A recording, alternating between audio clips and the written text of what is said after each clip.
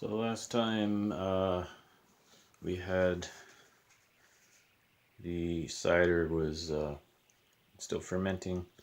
I was going to leave it for 3 months. I got mixed up. It was the wine that I'm supposed to leave for 3 months to ferment in the carboy here.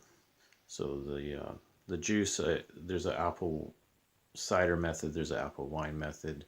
So I left it for another week in the container. I just finished bottling it today.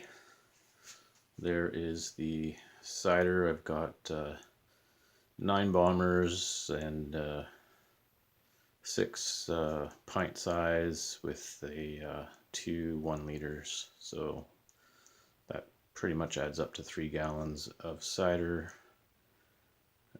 that I just bottled. It's pretty simple. Again, I've got the cleanup stuff here. Kind of, basically I siphoned it off with the tube into here. I added my sugar, which was whatever the proportions were, a certain amount per gallon.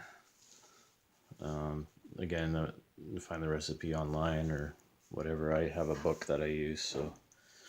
But fairly straightforward. You just basically take your juice. This is the wine, but just pretend it's the cider, and you run a hose and you siphon it off into your bottles. And then I like to buy these type of bottles.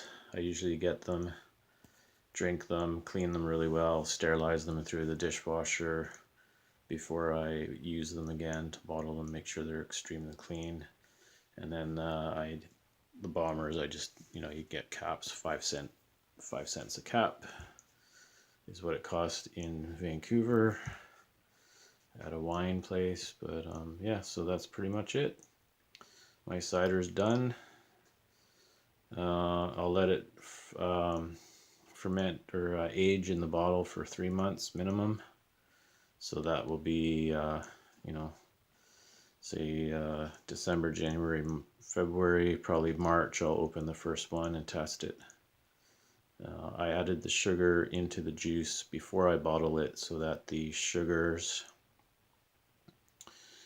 will reactivate the yeast to create the carbonation, and that's how you get the carbonation back in your cider. It's not going to sweeten it any more than it is. It's already not that sweet. So it's a little less dry than the ones I typically do, just because of the apples I chose. Usually I put some honey in or something like that, and that way it kind of retains some sweetness. I didn't do that this time. So we'll see how this works out. But the body of the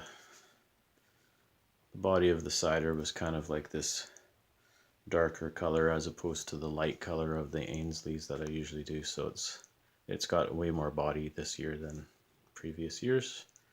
And then the next step after this would be to create a new label. This is my label from my first cider. So I have a different recipe now. So I'll make new labels for it. And this is just kind of like a small batch, 1 run cider for 2016. Will be opened in 2017 and enjoyed next year. Starting in the spring, ready for the summer of 2017. Thanks for watching.